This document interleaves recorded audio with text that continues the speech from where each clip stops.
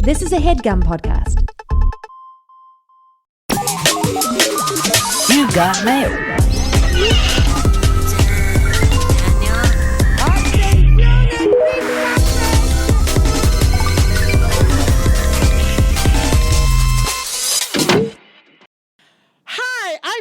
And I'm Elise Morales. And this is Go Touch Grass, the podcast where we log in so you can log off. Elise and I are two chronically online comedians, and on this pod, we break down the week in internet discourse, viral memes, TikTok trends, and niche influencer drama so that you can literally do anything else with your time. Literally anything else. Like, listen to more of our podcast, because Yes, if you please. like what you hear today and you want to hear more, we've got a Go Touch Grass Patreon already up and running with our test episodes, mini trending topics, a weekly newsletter, and our spin-off series, Search History, where we go back and break down a viral discourse from the past.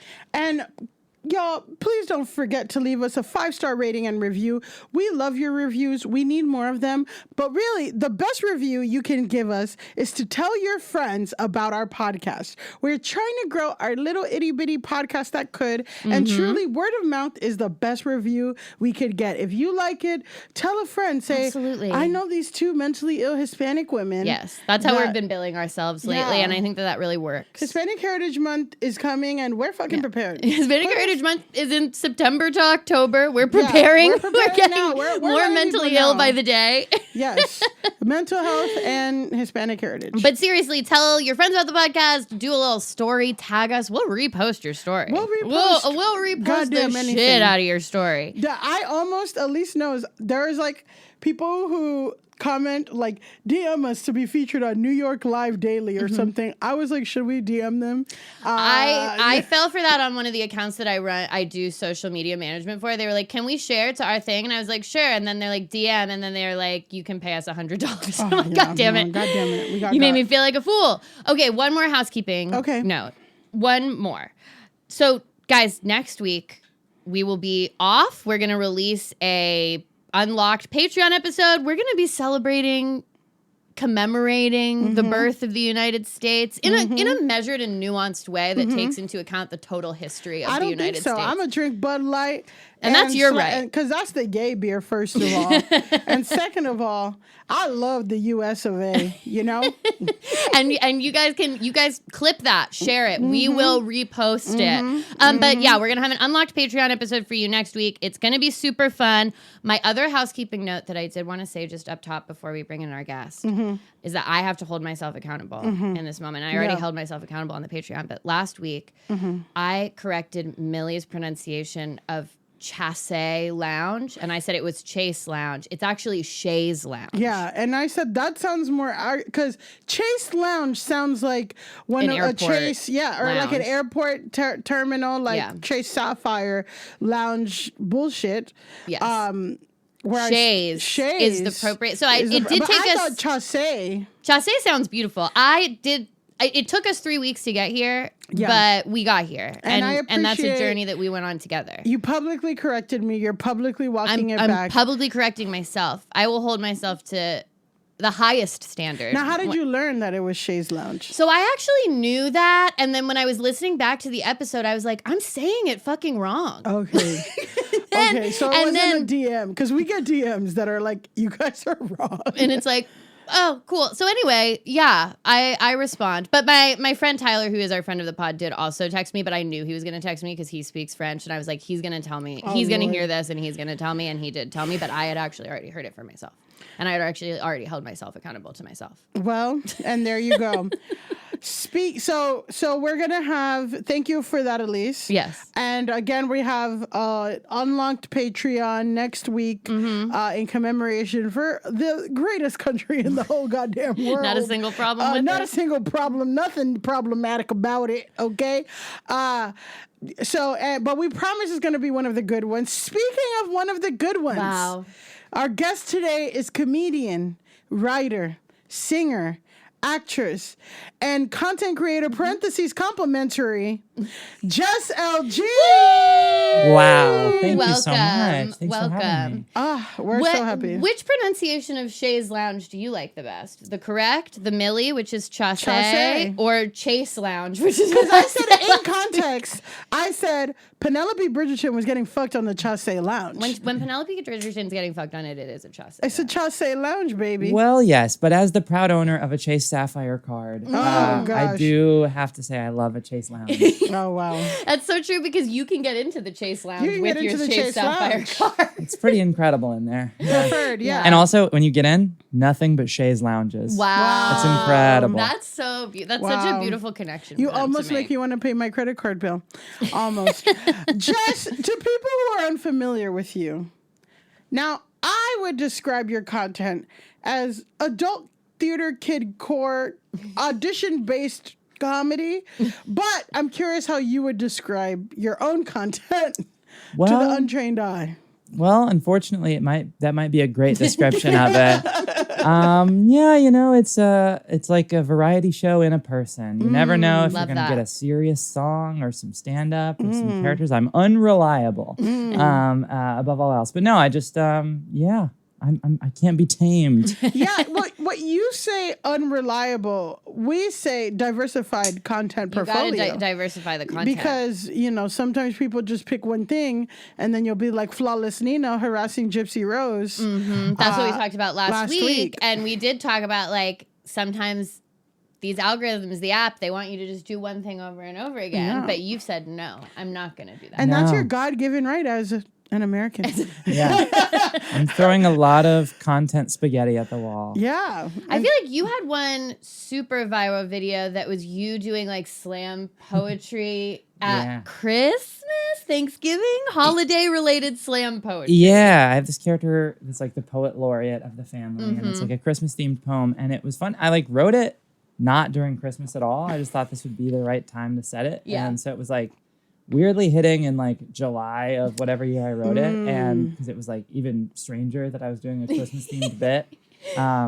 And then I was like, I'm gonna try to re-upload this around Christmas time, and shocker, it did even better. Wow. Okay. It's okay. So, because sometimes I'm like, should I re-upload? Does re-uploading work? I think it does. It I seems. feel like I mean, the meme counts to the it. testimony here is that Yeah, it does no, and work. also some like truly like musicians I follow, like Lawrence, like this incredible band. Have you heard Lawrence?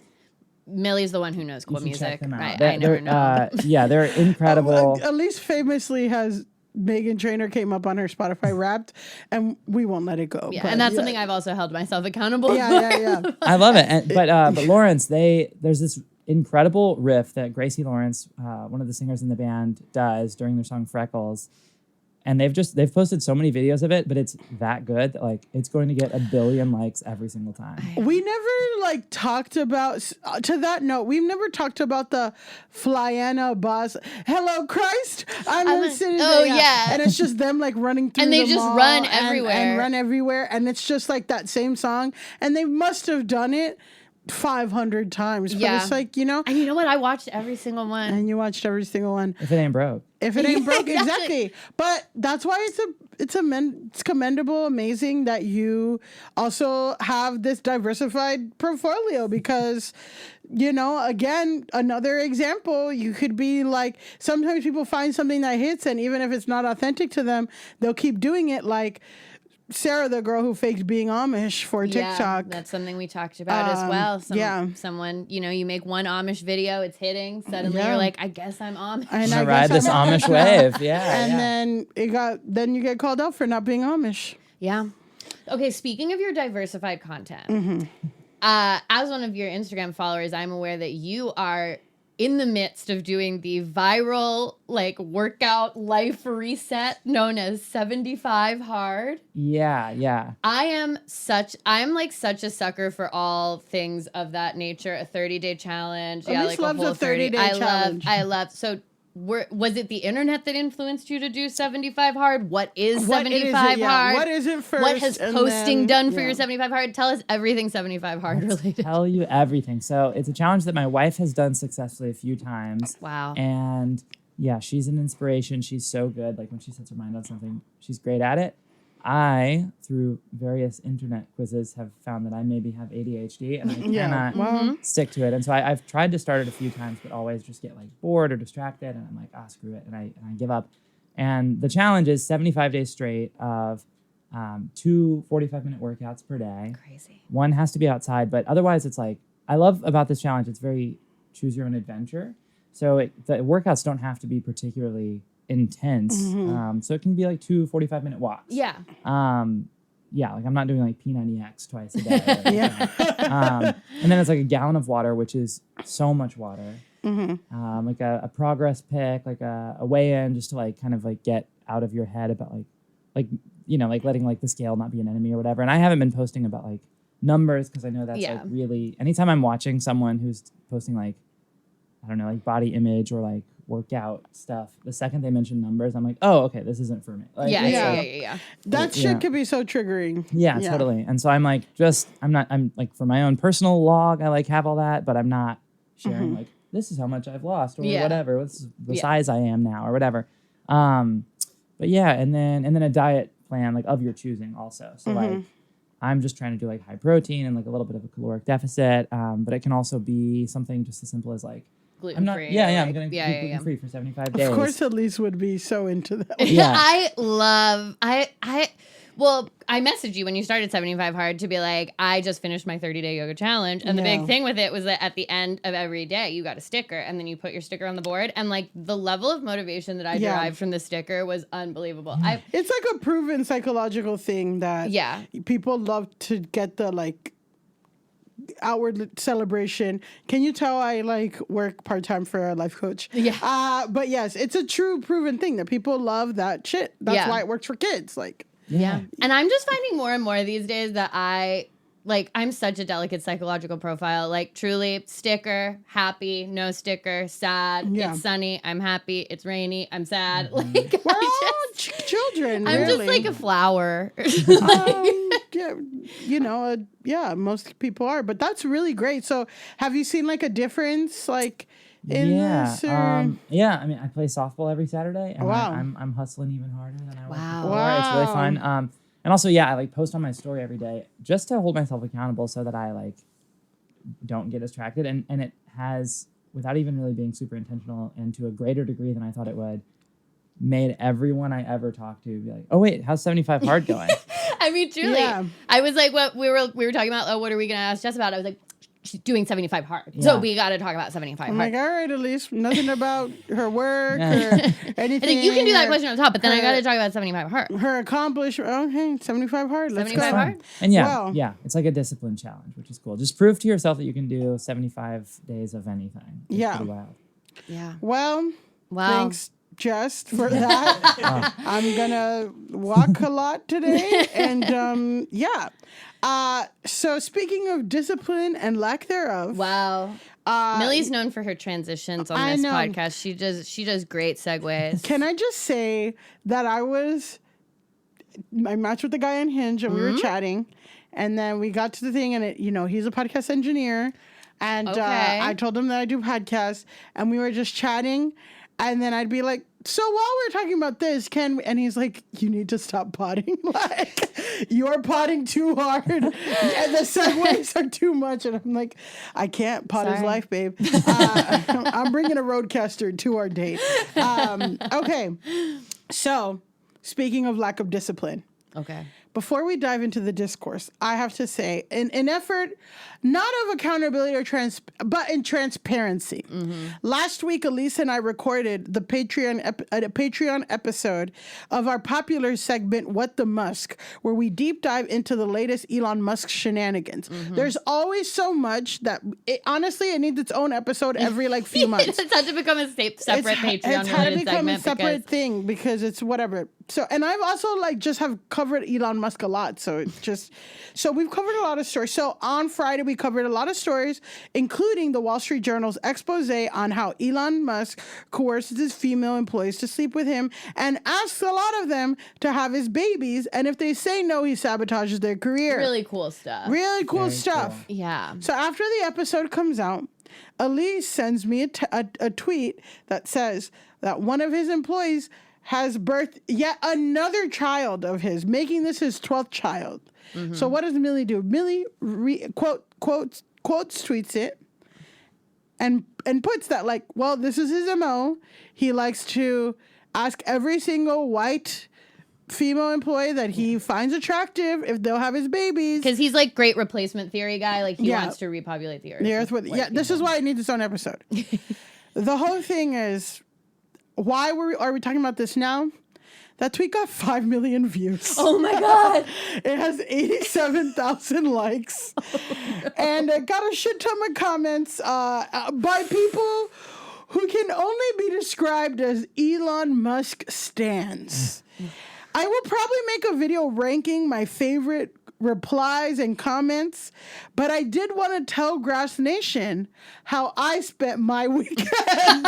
And it was with these guys who are saying that I'm just jealous that I can't have sex with Elon Musk. No. No, Millie, that's not true. No, they're like, you're just jealous. And so many of the fans are like, I'd let him get me pregnant. Who wouldn't want to get them pregnant? I want Elon Musk to get me pregnant. Yeah. And then it was a lot of obviously there's a lot of like, you're just ugly, you're just fat, you're just stupid, whatever, right?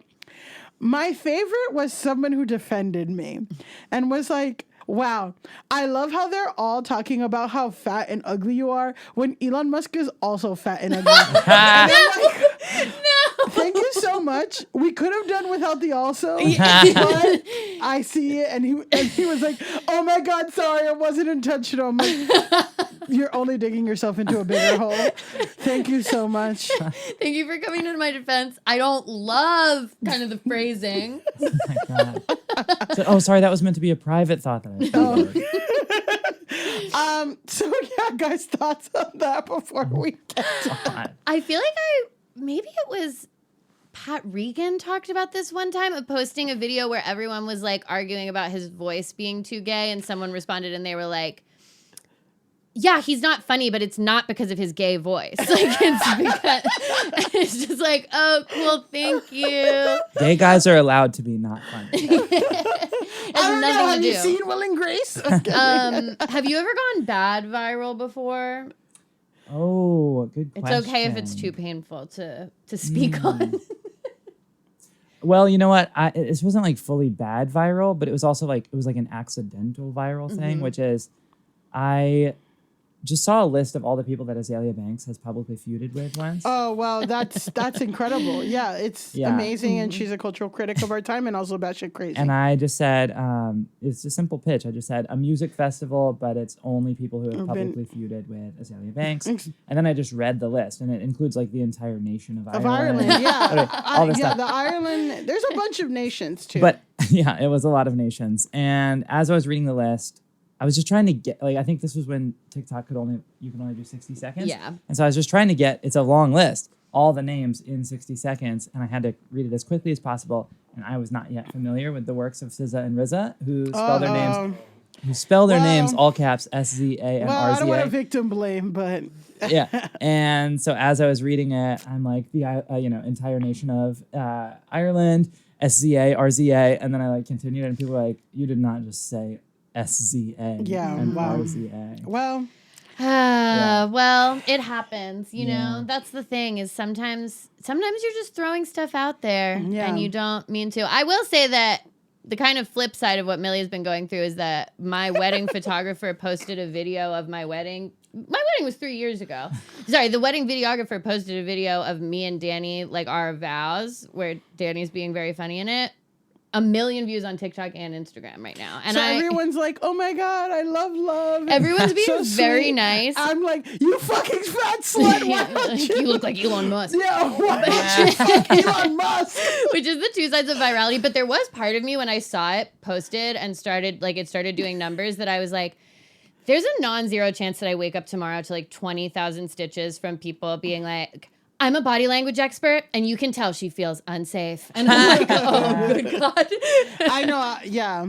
It could have gone bad. Could have gone, Yeah. Yeah, Well- wait, I need to make like a body language expert friend and send them my videos before posting. Yeah, to be like, are you giving Is anything? does this read how I'd like it to read? Yeah. Well, God bless the internet. And God bless the God internet. bless that we make this podcast about it and that we also have to engage with it every day for our careers and our lives. Well, speaking of sycophants, let's get into the discourse. Today's discourse, great.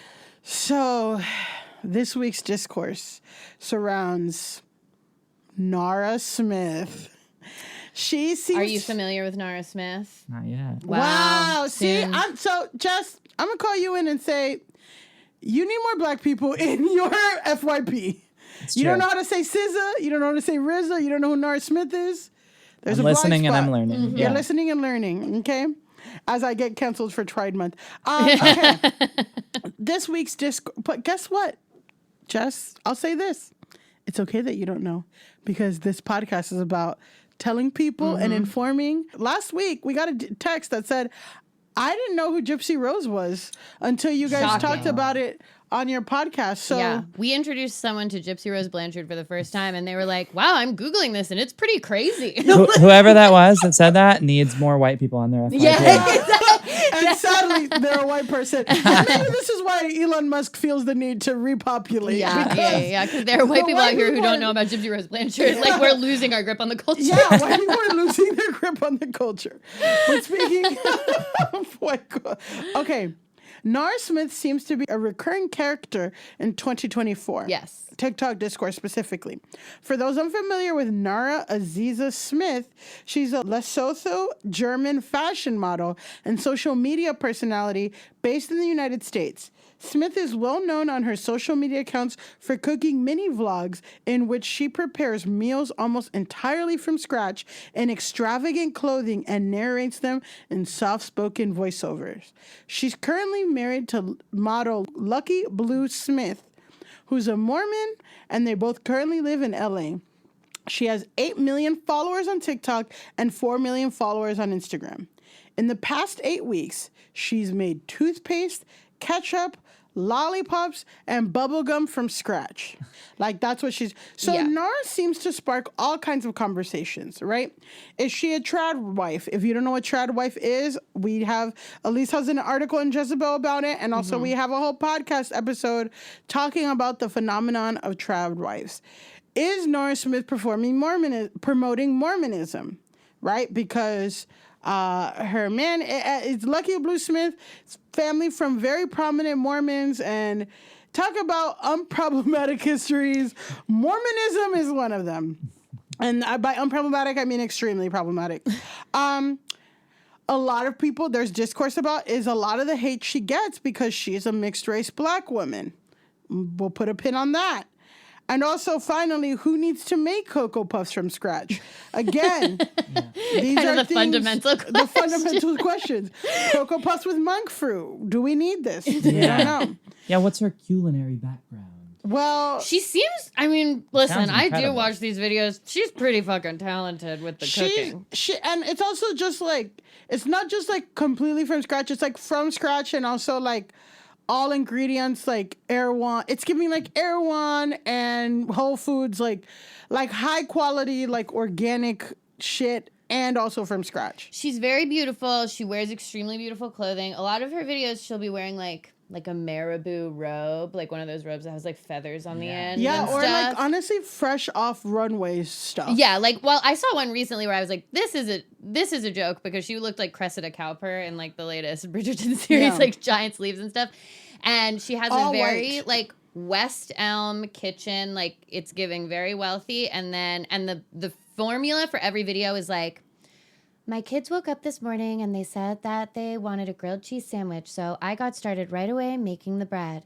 And like, Yeah. it's her, Making the bread, making the cheese, making the Yeah. butter. Making the cheese. yeah. Making the cheese. Okay, making the cheese. We'll get back pinning that.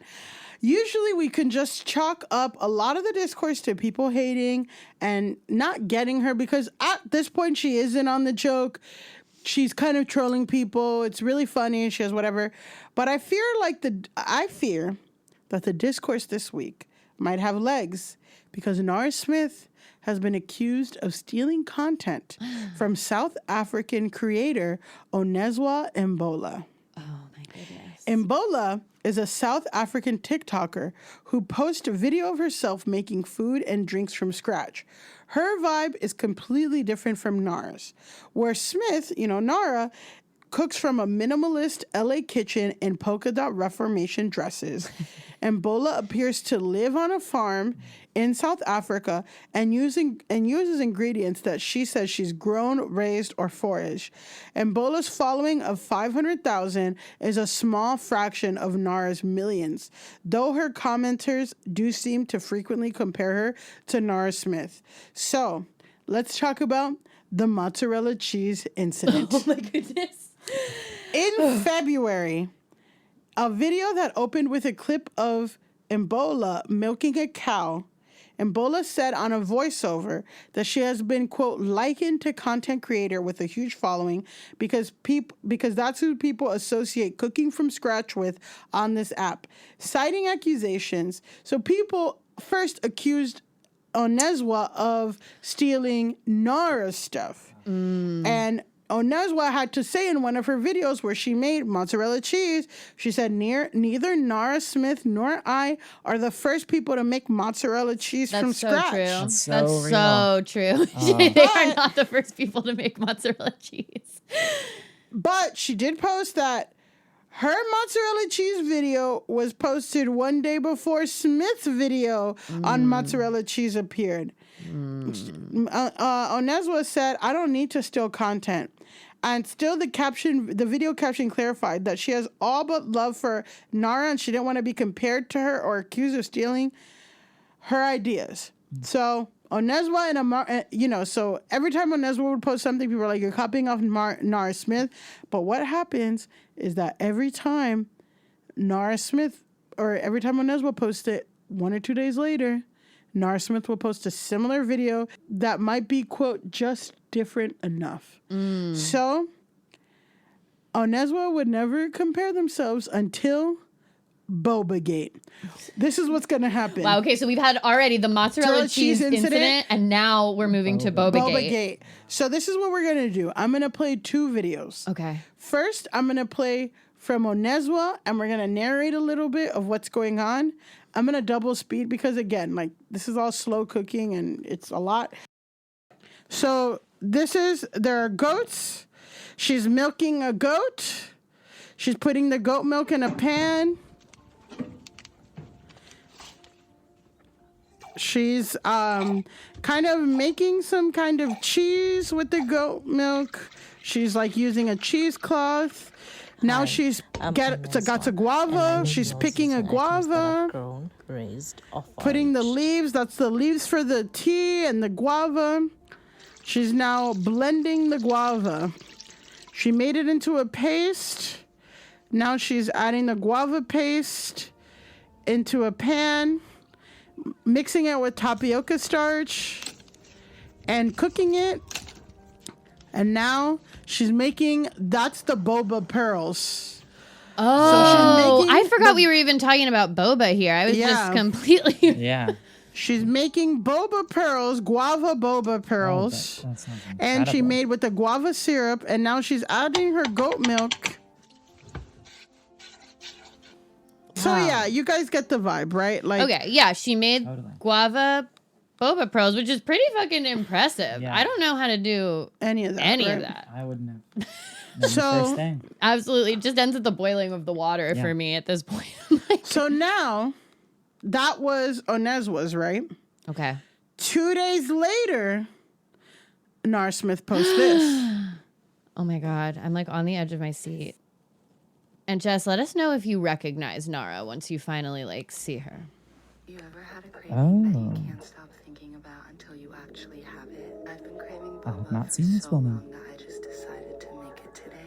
I combined some brown sugar and water, let that heat up before adding in some tapioca, starch, and black food coloring. I then return that to the stove until it thickens up before adding the rest of my tapioca starch. Once that was all combined, I poured it onto my counter and started kneading it until it all came together. Jess, have you ever seen Nara before being memed or Toward the anything? end of the video, I was like, wait, she does look familiar.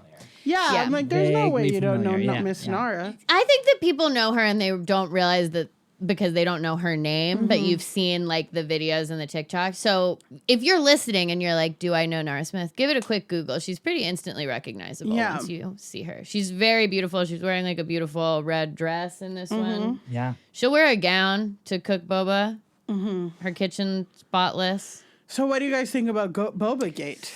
Do you feel like what's going on there for you? Well, it seems interesting because, like, it's just a dumb way to copy someone if it's going to be the literal, like, next day. Yeah, during the mozzarella cheese incident, I was like, well, you know, they both make stuff from scratch. Mozzarella cheese is like a really well-known entity. I don't know. I feel like Nara's videos usually like take some time to make. If it's coming up the next day, it might just be a coincidence, etc. But I do feel like boba is more specific. If she didn't make a guava boba, if it had been guava boba, that would have been too close. Yeah, then it would have been far too close. But it is weird, I think, to have multiple videos where there's like the same subject matter in general, and then for it to get down to like you both made boba is very specific to me. Yeah. Like, how many things would I have to cook before I'd be like, I guess I'll do a boba video? But so you guys are saying it looks sus, right? It's sus. It's sus. Interest peaked. Interest Yeah. peaked. Okay. So post Boba Gate, Oneswa posts this. Today, the video that I posted on here was different to the video that I posted on TikTok. In the voiceover on TikTok, I mentioned that I would be taking a break from content creation, and I didn't say it on here because I don't think I'll be leaving the space, but I guess whatever happens after these videos will determine if I stay on here or not.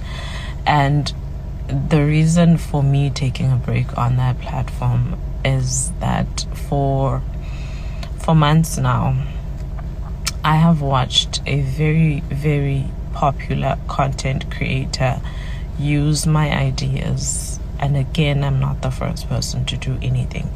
They have continuously used my ideas to get views.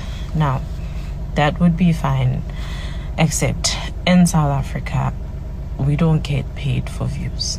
And where she is, they get paid for views. So she has been making money off stealing my content. Okay, so one more thing. So did you hear her voice and how her voice is and all that stuff? So now, right, that's her saying that Nara Smith is taking her stuff. But in response to this video, a fan really quickly did a before and after, supposedly, of Nara's old videos and Nara's most recent videos. Before she discovered Onesva. Salad with some salmon. Let's start by making the crispy lentils. So I cooked some lentils and then just... After she started copying Mom's Onesva. chocolate cake, so when everyone went to bed, I started baking. I combined some water and butter in a pot. I guess for me, I'm like, I do feel like that cadence is very TikTok-y in general and like is kind of almost like a content creator cadence. So I don't know if that comparison hits as hard for me because I feel like there are a lot of content creators that do One more this. piece of evidence real quick see. Okay. is right last week after Oneswa posted that video, Nara Smith got a little bit of flack, and Nara Smith replied, said, I've never seen her videos, nor do I follow her. I'm not the first or last person to make boba. But followers were very quickly able to find evidence of an exchange in response to the mozzarella cheese video where Nara Smith commented on Oneswa's post where she had to address and say, guys, I'm not copying Nara Smith. And Nara Smith commented the following: I'm so sorry you have to deal with these comments. Your content is so inspiring. It's such a So it's such a trap that you can set for yourself. Don't say that you don't know someone and have never seen their videos if there's even a fucking chance that you have like dropped a like on one of their videos. Right, yeah. And inspiring is a funny word to use. Mm-hmm. Well, here we fucking go. Yeah. Yeah. Inspired by, I mean, this is a thing that I feel like is kind of a dicey TikTok thing, is that I do feel like the culture of like stitching people and like everyone participating in a meme and like we have a Patreon episode coming up about the like looking for a man in finance, and it's like, where does something, I think that TikTok sometimes blends the line between like everyone's participating in this one type of thing and like, oh no, you're literally just stealing this person's ideas. I feel like, two things, right? I also feel like that is kind of the nature of a lot of TikTok and Instagram, is like people will literally go through, find whatever's popular that someone else made and repurpose it for themselves so that they can get views. And something that Oneswa brought up is about the creator program not being available in Africa. That's and South kind of Africa and in the entire continent. Elon Musk should get involved. Yeah. Well, Elon Musk has got a lot of things going on. He's got to focus on all 12 of his children. Not actively not wanting to fuck me. But TikTok pays popular accounts through its creator fund, but it's only available to users in the US, UK, Germany, France, Spain, or Italy. It's unclear if Smith receives payment through this fund, but she's certainly eligible. She probably does. And considering it pays at 8 million followers, she's monetizing that account. Yeah. You'd be a fool not to. Yeah, she could be making hundreds of thousands of dollars a month with her views. Again, I thought it was like kind of a racist thing, but I feel like, I mean, as we talked about earlier in this year, like a lot of governments aren't cool with TikTok because it gives China a lot of information, like the Chinese government, a lot of information about users and stuff. So they don't want any money being exchanged. So it's like a little bit more complicated than just pure like than just them being like TikTok Africa being like, can't. Hates Africa. It's apparently with a lot of countries, but that's also the context too of like, this is also what she's saying. Sorry, Jess, I will leave the floor open for you now. What are you thinking? What are your thoughts? It's a really interesting conversation on like intellectual property, and it's because I think like the like childlike approach that sometimes people take to like borrowing content and ideas from people is like, no, it's all in the spirit of like the love of cooking and the love of jokes or whatever else, but it's like, yeah, but you made money on that joke or that cooking content, like whatever it is. Yeah, and you have a way bigger account, so even if Nara Smith was to like shout her out and be like, I got this idea from this person, if your account is that much bigger at like 8 million versus I saw she had like a couple 100,000. And I feel like that's post all of this. Yeah, and it's probably gone up. Which is an issue we deal with on the podcast a lot, where we're like, but how many followers did they have before this thing? It's tough. Because they're always talking about stuff, and I'm like, they got this now, but is a lot of that from the situation that we're discussing? But I do feel like when you're a big creator that is in the millions of followers, even if you shout the other person out, you're still gonna be the person associated with me. Like, people are still gonna be like, oh, Nara Smith made boba. Well, and I wonder if, like, I kind of want to push back on that idea a little bit, because I remember the Emily Mariko salmon bowl. Do you remember that? Totally. Yeah. I do not remember the Emily Mariko salmon bowl. At least. Wow, cultural blind spot over here. Okay. I don't remember the Emily Mariko salmon bowl. Salmon bowl. But big, everyone would say when they would make, so she made a version of the salmon bowl, which is pretty fucking good, where it's like sriracha, QP, soy sauce, and then you eat it with avocado and seaweed. That sounds really good. It's really good. So what I would see a lot of creators do is they'd be like, I'm going to do Emily Mariko's salmon bowl, and then tag her in the thing and all that stuff. So she's like, this is my twist on Oneswa's boba, or this is my thing, you know, like that's different. But if it became a trend of people doing like, we're doing the Oneswa boba, it would. I guess it depends on like if the video sparks that to happen, or if it's just a one-off Nara thing. could spark it to happen. She could if she wanted to. So, but for her to be like, I don't even know who this woman is. It's like, okay. It's like, that's not true. And so we talked about like intellectual property, but a lot of people are commenting that the inequity of the following and everything is very related to colorism, which is something that's a very nuanced topic in the Black community, where people are treated better for them being like lighter complexioned and stuff. So here's a segment of an article written by Finez S. Halley of The Root titled Black TikTok Drama. Is Colorism Why We Know Nara Smith and Not Oneswa Mbola? So this is the segment. Smith is a mixed-race professional model who lives in the U.S. She has created an aesthetic wearing lavish gowns and jewelry while she makes her food. Mbola, on the other hand, is darker skinned and lives on her farm in South Africa, where she cares for her livestock and is not afraid to get her hands dirty. Even though the two women have completely different lifestyles, they make similar content. So why do we only see Smith on our For You pages? TikToker Electra Tellisford, who's a comedian, and we should bring her on the pod. Just reading Open invitation. Open Electra. invitation, Electra. She's always saying good stuff. Electra says it all comes down to the root issue, which is the inequities that seems to be embedded in the TikTok algorithm.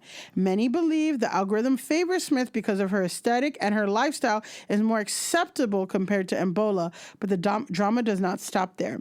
Since Mbola called Smith out, fans of Smith have begun harassing Mbola's social media.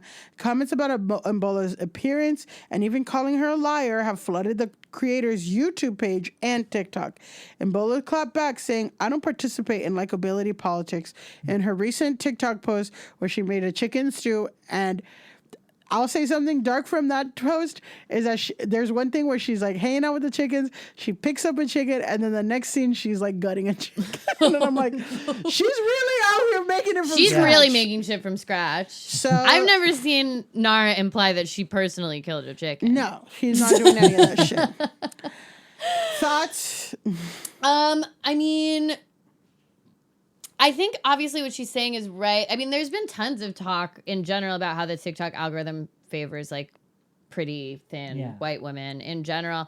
And then I also feel like there's another layer to it where like Nara's life, because she's living this like pretty rich, thin model, Mormon husband, little whatever life is like, it reads as aspirational to people in a way that Oneswa's maybe doesn't, even though like I find it more interesting to see what someone on a South African farm like does to make things from scratch. Like that's actually just kind of more interesting to me.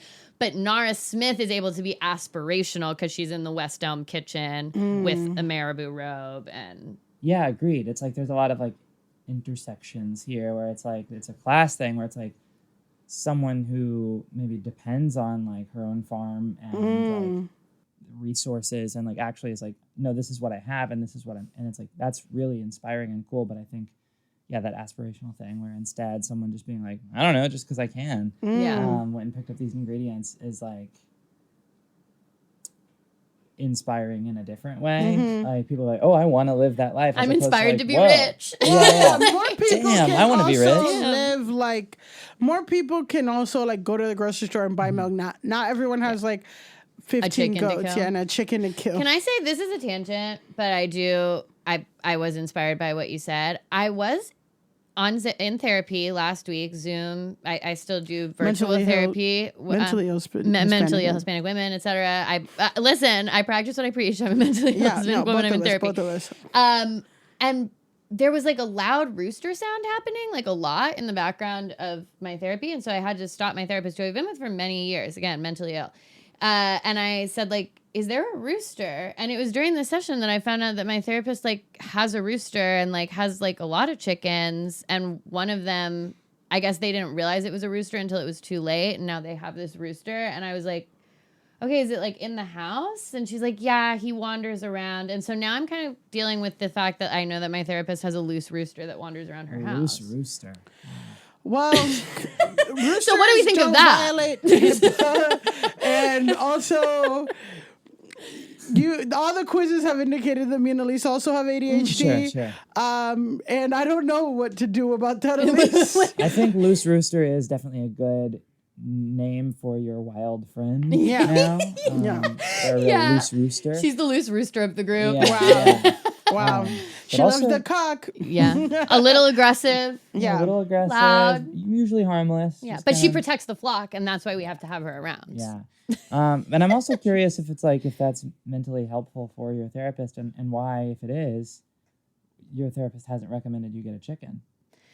So true. If she's loving raising chickens, why isn't she telling me to raise chickens? I guess she knows that I am in an apartment in Bed-Stuy, But you have a cat and a dog. yeah, I don't know how they would react to there being a chicken or a loose rooster. I do not think they would like The the cat loose rooster. just got around to not fighting the dog every day. Yeah, We that's Your fair. cat's kind of the loose rooster. Yeah. Well- I would say of the two, the cat definitely has more of a loose rooster energy because she will fight. Does anyone have any thoughts about colorism? Okay, well now that we've got the really important topic of my therapist's rooster. Colorism. Let's see. Well, I saw Passing on Netflix. Thank you, Jess. Moving And on. everyone in the studio is standing up. We're clapping for Clapping Jess. I did Honestly, it. I'll say this. I didn't watch Passing on Netflix. I did not watch Passing on Netflix. Maybe I should. I saw it at the New York Film Festival. Wow. And we'll Wow. talk back with Tessa Thompson after. Wow, who was so like, Even went took- to the talk back. Yeah, well, you She's went not the incredible. talk back. Well, guys, well, I don't think this is going to be the final update, but 3 days ago, Oneswa posted a Twitter that says, Nara Smith is suing me for defamation. Oh no! So this is the email that Oneswa posted on her Twitter. Dear Oneswa and Bola, I hope this email finds you well. I think this is a funny email, so I'm gonna. Yeah. I'm writing to address a serious matter regarding your statements accusing me of stealing your content. You have publicly claimed that I stole your videos related to boba tea and mozzarella cheese, which is untrue and damaging to my reputation. These allegations are entirely false. The videos in question are not my original creations, and I have all the necessary proof of this on the social media platform TikTok. Your false accusations have caused significant harm to my personal and professional reputation. This email serves as a formal notice that if you do not retract your statements and cease making these defamatory claims immediately, I will have no choice but to pursue legal action against you for defamation of character. I strongly urge you to take this matter seriously and to address it promptly to avoid further legal consequences. I expect your prompt response and a public retraction of your false claims. Sincerely, Nara Smith. Ooh. Now I'm going to read it again in her voice. Dear Oneswa, I'm kidding. So, what do you guys think about Here's how you that? make a lawsuit from scratch. First, make false claims. I love doing. I hope this email finds you well. I am suing you. Yeah. hope it finds you well so I can change that. Yeah, exactly. Because you're not going to be well when you're at the end of this paragraph. Because I'm fucking rich.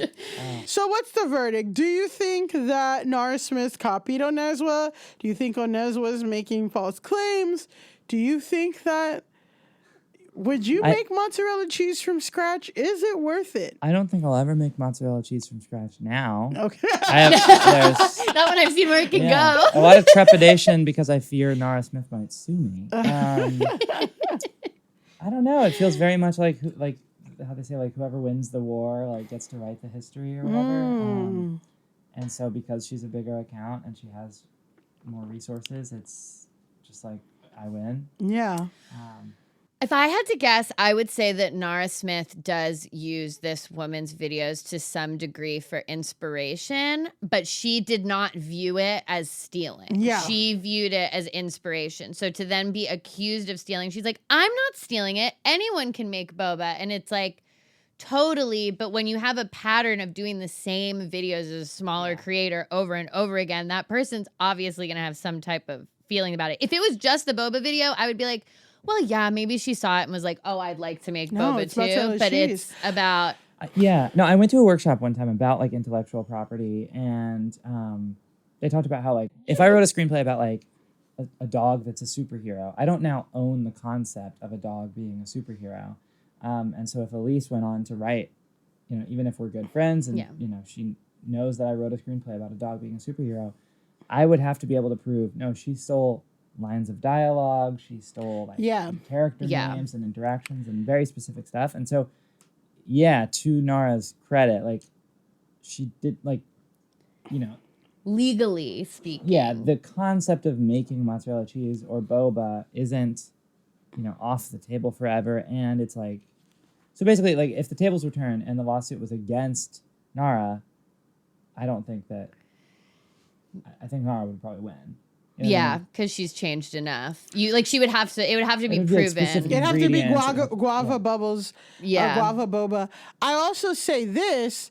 We talked about the toothpaste and the ketchup and the lotion, and not Oneswa, but there's another creator named Enzilla who's also South African, I think. And she does like the lollipops from scratch and all that stuff. So it seems like, there is... My guess would be she saves a bunch of it, like that she is, because of her TikTok, she is on making stuff from scratch TikTok in general, that she saves inspiration to her from other people's accounts and what is like, oh, I can do this, I'll do my own version, whatever. I think that's probably how she's thinking of it. But I think if you're going to do that, number one, you have to put like major distance between your video and the other person's video. But the thing is, she's doing it one day after. Yeah, like doing it one day after. It's like, that sucks because also you are kind of stomping on that other person's video too, because yours is going to go, she has 8 million followers, it's going to go way more viral. And like, once you get to that 8 million follower range, I do think you also have to be more judicious about like, okay, is it right for me to do super similar videos to what other people have done? Because she's right in that, like, no one owns making anything from scratch. Like people, that information is publicly available. Mm-hmm. But I do think there is something that when you go from, like, just regular TikToker to, like, mega creator, like Nara Smith is, you have to put extra guardrails around like what you take inspiration from, how you use that inspiration, when you're going to post those videos that were inspired, how you maybe credit or whatever, which I think is something that happens online when you kind of become, I mean, she's been popular for a while, but I feel like this year she's become insanely popular and a meme and all of that stuff that maybe it's like you have to take a moment and sit back down and think critically about, oh, is it right for me to do my versions of other people's videos anymore? Or do I need to start pulling my inspiration from somewhere else? And the biggest caveat is Nara Smith is 22. So I think we need the biggest drop. That's the biggest drop. She's 22 and she has 3 kids. So I wonder if there's like a collective consciousness, because I think there is with like, comedians doing like pop culture stuff where it's like the second there was that earthquake in New York, we were all like, what's my content? I need a video immediately about the earthquake. What's my take on the earthquake? And it's like, and everyone's doing like a Chapel Roan thing right now. I am. Like everybody is, but that's because it's like there's timestamps and it's like it's having a moment or whatever. And so I wonder if in like, just because I don't think any of us are also making, while I have diversified my portfolio, I have not yet made it into the cooking from scratch side of TikTok. If there's some sort of collective consciousness where it's like, oh, every creator's doing mozzarella right now. Yeah. Oh, yeah. Everybody's got to do their spin on mozzarella. Yeah. Well, I imagine that like during summer there's salads. During winter it's like I'm sure it's stuff like There's that. There's got to be trends in like what people are making from scratch and like what's seasonal. Too. But I think it is like, like this person went viral with this. I'm gonna make my version of that. Yeah. Yeah. Like BBL Drizzy. But but I feel like once you get to Nara's level, you have to be more careful with that kind of stuff. Okay. We're moving on from the discourse? Yeah. Gorgeous. I have a really short Politi-TikTok, and then we'll do our grass hole. So Politi-TikTok is our segment where we talk about something at the intersection of politics and social media. Mm-hmm. And today I am bringing you guys a story out of Vermont, out of the State House of Vermont, or I think it's just regular House of Representatives, but the Vermont Representatives. Today's episode is about Rep. Mary Morrissey. She's a Republican rep from Vermont, which must be hard already. I feel bad for her. already. Yeah, it's Poor probably thing. gotta be tough. She's had to issue a formal apology after she was caught on camera regularly dumping a full glass of water into her political opponent's seen tote this. bag. I've seen this. This is I really rescind funny. my I feel bad for her already. No, I don't. So basically, this woman, she's super anti-abortion. Go figure. And this guy, Rep. Jim Carroll, who's a Democrat, is pro and also voted, like Vermont voted to enshrine abortion in its constitution, which shouldn't be. I mean, it's Vermont. Like it's they're gonna be doing that. So the way that she expressed her displeasure about this is that every day, or like a couple of times a week, but sometimes it would be every day, she would go over to his tote bag in, like, I guess whatever, Which is sacred in Vermont. yeah, Everyone's got a to tote mess with bag. someone's tote bag. That's so true. In That's Vermont, to so mess with someone's tote bag, sacrilegious. that's really a slap in the face. So she would go to his tote bag and she would dump a full glass of water in it. And I'm going to show you guys the video now. Yeah. So he has just left his tote bag unattended. And she poured a full glass of water in it. And she did this every day for 9 months. You are not that far off. She did it In full almost every gestation day. period. She did it almost every day for 5 months. Wow. But he put a nanny cam. I think that he put it because he was like, Yes. why is all is my all my stuff papers wet?" wet? I love that he like stayed true to himself and to Vermont and said, well, I'm not getting a bag that closes. No, I'm not changing the bag. I'm gonna figure out what's going on here. So yeah, she was caught on camera. That was one video. She was caught on camera doing it twice. She was doing it regularly from January through May, and he did say that it was happening sometimes every day. What did he put in the bag? I I don't wonder know. because if I put an iPad in my tote and some crusty bitch is like filling a full glass of water, I'd I'm be gonna pissed. fight. Wait, yeah. or he should just put all those little like bathtub toys that Oh, get yeah. way bigger when you get them wet. Spooker. This bitch, she thinks that that's a human life. I mean, Those literally. bathtub toys that expand in water.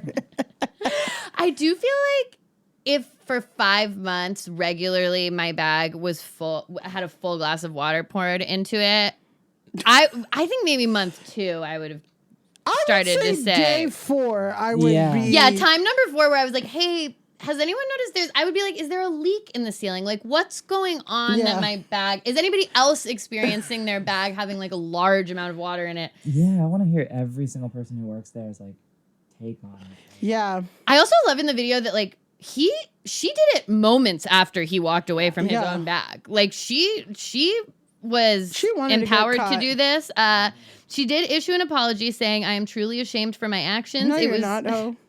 It was conduct unbecoming of my position as a representative and as a human being, and it is not reflective of my 28 years of service and civility. My guess is she's been doing weird shit like this for a long time. Yeah. But my favorite detail about all of this is that this man, the Democratic representative, was her paper boy growing God. up, and she like knows his parents and his family, and they all went to the same church together. So that's, I think, why That's a she. deep-seated hatred. Paperboy, and you know what happens when you get a newspaper wet?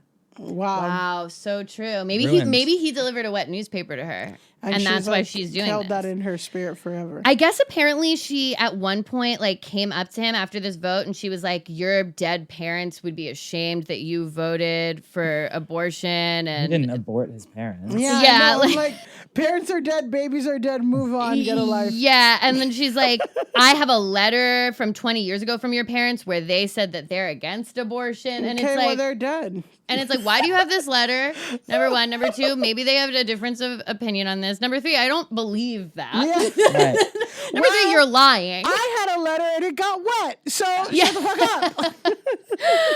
And yeah, he wasn't originally going to make the video public, but once the story was broken, he did make it public because he felt that he needed to be transparent to his constituents and to Vermonters. So, I mean, final thoughts on pouring a single glass of water into your enemy's tote bag every day for 5 months. I mean, I don't hate it. The thing is, I'm like, It's a different, unique way of bullying. But this is what I'm saying. Vermont and their tote bags, that shit did not leak out. You know what I'm saying? And it was a good sturdy tote bag. You know, it was that real thick canvas. Yeah.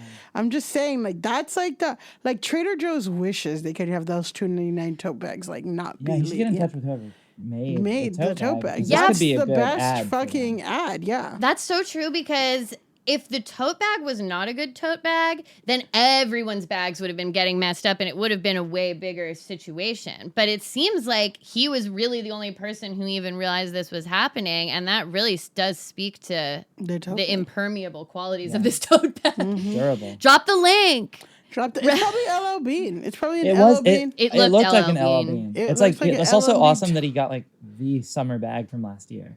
Oh, wow. Like that was the tote. Wow. Again, Vermont, they're serious about their tote bags and abortion. Well. And that's what she was upset about. Okay. We're now going to move on to our final segment, which is called Grasshole of the Week. This is the person who needs to log off the most. So our last person, her behavior was analog, so she's not a grasshole because she didn't need the internet to do what she did. Yeah. She went old school. It's old school with her pranks and her crimes. Yeah, IRL bullying. Yeah, she said, I'm going to do this to you for real. But this Grasshole of the Week is someone who must log off, who must reevaluate their relationship with the internet. And for the second time ever, I would say that our grasshole this week, their identity is not fully known to us. They could kind of be anyone. They could be among us right now. I don't think it was Andrew or Jess or Millie, but I don't know. End of that. And it could be me. So this week's grasshole is whoever got the Pooh Crave Twitter account taken down. Wow. So, there are a couple layers of things you need to know before we can discuss this week's grasshole. Number one, and most importantly, Justin Timberlake was arrested for a DUI in the Hamptons this weekend. So he said he had only had one martini, but the Gen Z cop that arrested him and did not recognize him said that he was in no shape to drive. Timberlake also reportedly told the cop, "This is going to ruin the tour," to which the cop replied, "What tour?" To which Justin replied, the World Tour. And a major meme was born of this. Have you guys engaged with this meme? We've engaged with the meme. Everyone loves the World Tour meme. Yeah. We're having a lot of fun with it. Okay, the second thing that you need to know is that Pop Crave is a very popular celebrity news Twitter account that often breaks celebrity news. So a lot of people follow Pop Crave, but even if you don't, Pop Crave will end up your feed because it gets retweeted and all that stuff. Third is that Pooh Crave is a parody of Pop Crave. And it has the same picture and logo. Yes, and that tweets fake celebrity news pretty much to try and trick you. Yeah. Like, that's why it exists. Yeah. For sure. And they finally did it. The bastards did it. They got Elise. They got me. I was tricked by this. Many, maybe even millions were tricked by this. Pooh Crave tweeted, Justin Timberlake allegedly had traces of Molly, poppers, Truvada, and Coke in his bloodstream following his DWI arrest in New York. So they took an element of the truth, which is and that he then had this added arrest. a bunch of other stuff, including Truvada, which is PrEP, which is... I wanted to believe it. Sometimes you see something and you want to believe it. And, has it been fully disproven? Oh, my gosh. The thing is, we don't actually know what was in his system. Many people... the martini. We do know about the one martini. But my thing is, one martini can rock your world if it's done right. The right martini, yeah. Yeah, if it's not... I'm not driving after... There are martinis that I've had where it said, I need to be picked up. Yeah. And also, it's the Hamptons. That martini was $27. And okay, should a martini be $27? No. But I'll say this. Sometimes those $27 martinis hit. Yeah. They heavy hit. pour. Yeah. Served in a glass this big. Yeah. Yeah. I don't know if I believe one martini, but even if it was, it's show me the martini. Let me take a sip of that bad boy and see what we're working with here. One martini and how many lines were, and that's there you go. The big question. So, okay, a bunch of people fell for the Pooh Crave tweet, including myself. I did text it to Millie, and then basically immediately saw that it was Poo Crave and not Pop Crave. And so I just wrote back, damn, sorry, that's not Pop Crave. It's Poo Crave. The bastards got me. And I was like, okay. Yeah, I was just like, sorry. I went through this whole journey because I texted her, immediately realized, and I was like, sorry. Poo Crave got me. God damn it. But like, that's how I found out that Justin Timberlake did get arrested for the thing. I didn't know. So I looked on the internet and I'm like, oh, okay, maybe he didn't have Truvada and Molly in his system, but he did get arrested and there was a real perp walk. And that's why they were able to trick people, because it was, again, an element of the truth. It was amidst all of the news about this arrest coming out that Poo Crave was able to slip in there with one of their little tricks. Classic Poo. So the tweet was viewed 7.2 million times. It was retweeted and quoted 13,000 times. So this went big. And this wasn't like the first time Poo Crave has tricked a lot of people, but this was definitely the biggest. Because then I started to see a lot of people tweeting about the Poo Crave tweet and being like, the greatest minds of our generation have been fooled by a Poo Crave tweet. That one stuck with me because I was fooled. So. And you are the greatest. And I'm one of our great minds. And then Jess Tom did tweet, being fooled by a Poo Crave tweet isn't media literacy. It's just straight up illiteracy. And I was like, okay, well, okay, Josh. But as all of this kerfluffle was going down, so June 18th, the Justin tweet goes up. June 19th, the tweet spreads. June 20th, Pop Crave is disabled on Twitter. Poo Crave. Sorry, there you I'm go so sorry. again. Oh my God, it's happened again. Poo Crave. Poo Crave's account is disabled. Poo Crave is silenced. Wow. As a result, I of thought what we has lived in happened here. America.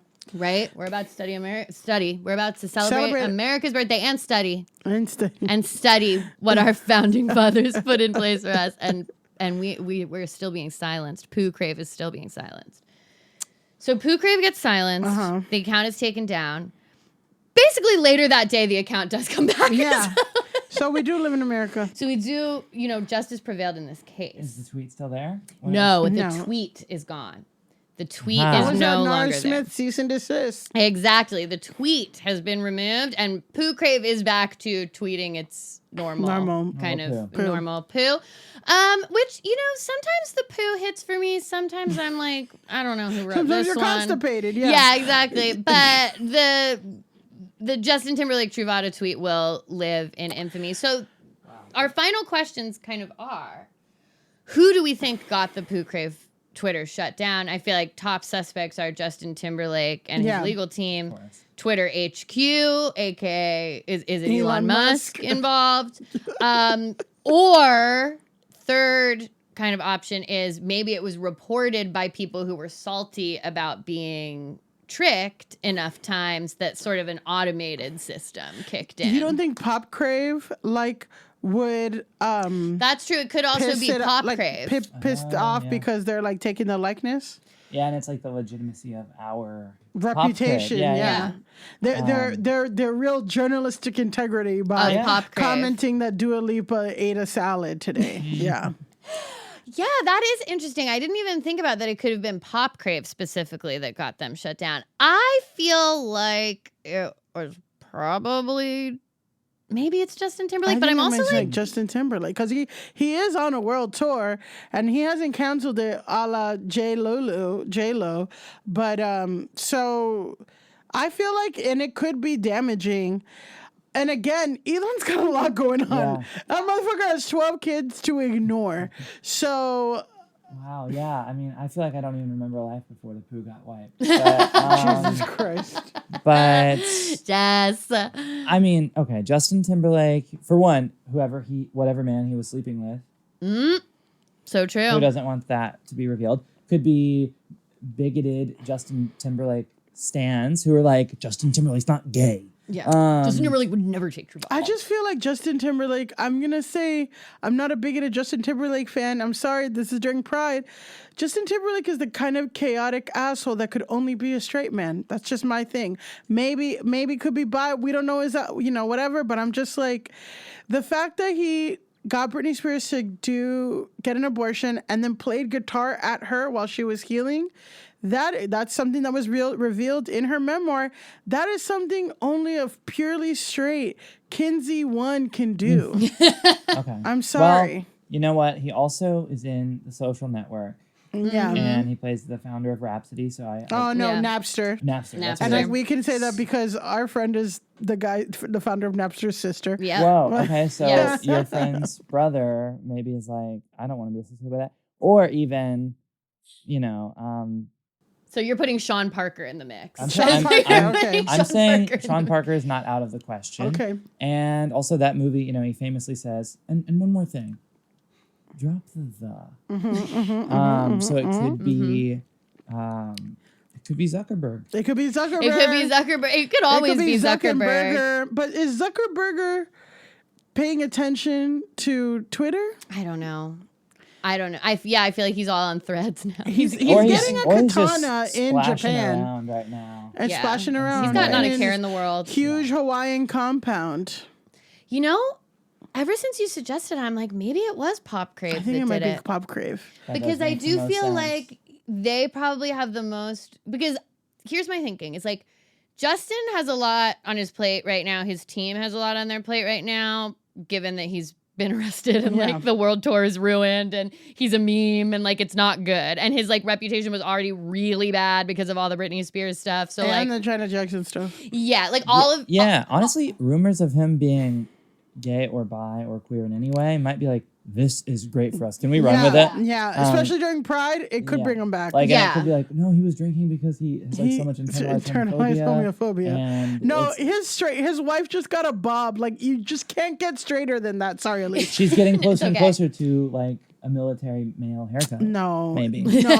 I'm sorry. The bob, she got a fuck ass bob. I'm sorry. You don't get, it's too sorry, Elise. I know it's 2 okay. seconds. I'm committed to my fuck ass Bob, but I understand. Jessica Biel? has a Jessica fuck Yeah, ass she Biel- bob. got a Biel fuck got a ass Bob. fuck She ass joined the Bob. community. Wow. She got a fuck ass bob, and that bob, that straight woman, that bob is like, you better not forget her honey mustard at the fucking restaurant. And or that's what you I was will- trying to communicate when I got the Yeah. haircut. Yeah, I'm starting to feel like Pop Crave probably had the most grounds to like file a report through Twitter's like known channels and then get it dealt with. And if other people were reporting it because it tricked them, because I do think some people like, Don't like being they had. don't like getting tricked. Yeah. If other people reported it, like I reported it hundreds of times. Yeah, well, clearly when you shared, like, it's like, well, millions of people also fell for this, and there's a tweet saying the greatest minds of our generation. So like fell it's for actually Poo Crave. fine, and it actually shows that I'm like really smart. Yeah, no, that I of fell for the Poo course. Crave tweet. But okay, my final question is: do we think that Poo Crave should have been shut down for this? Did they violate an ethical boundary in any way? You know what? I think it's really weird that they like, if they were just, I mean, I don't follow Poo Crave. Wow. And I don't even have X. Wow. I deleted it a long time ago for my own health. Wow. And Clearly, if- I don't care because mental health is totally, very totally. But I am like, oh, cool, like a Pop Crave parody account. They should say things like Dua Lipa like rode the Titan at Six Flags or whatever. And like, Jason truly, Derulo fell off in the yeah, stairs, like truly unhinged stuff. And so like this one is like, yeah, like, so the joke is that he's like maybe gay or whatever. Like, or just they found a bunch of shit in his and sister. that's Yeah. like, and it's like that's not particularly interesting or outlandish. It's like, oh, that is like somewhat realistic, and it's almost like a means of just like outing him or something. Yeah, kind of, like, the I guess things that is the root of the joke. Is like we're outing Justin Timberlake, Yeah. which is like. So this is my thought, right? We do live, and I'm going to say this, I'm going to caveat this with saying that I did get a cease and desist from Bumble because my satire website that I helped create, I'm no longer the editor for it, but I was an editor-in-chief for a long time.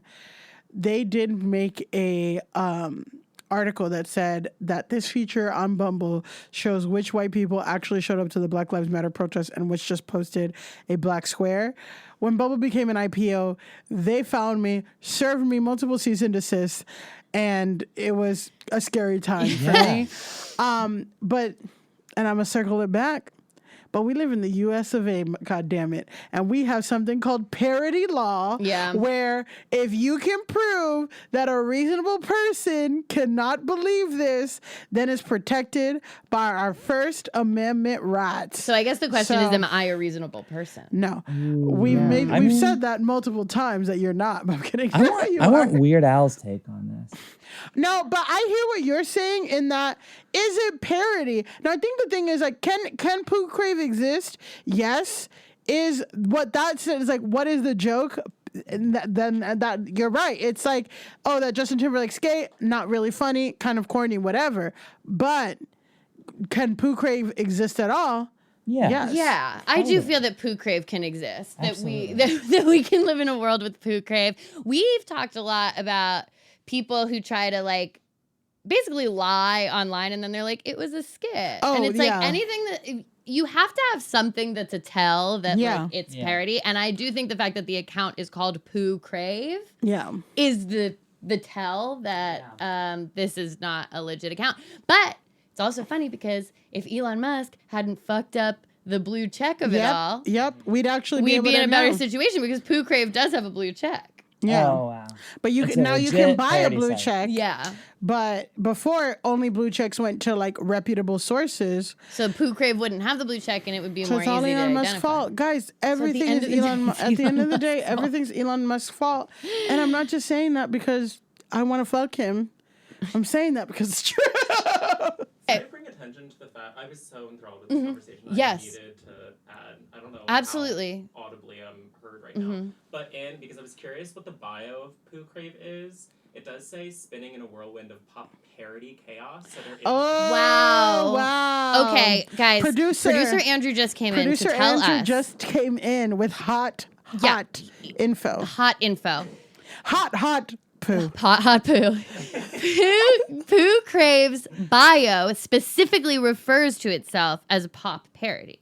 Yeah. So with that, it's like, well, I think they're protected. They're protected by parody law, baby. They're protected. Just like I was. Thank you, Yeah. Onion's legal team, for helping me out with that one.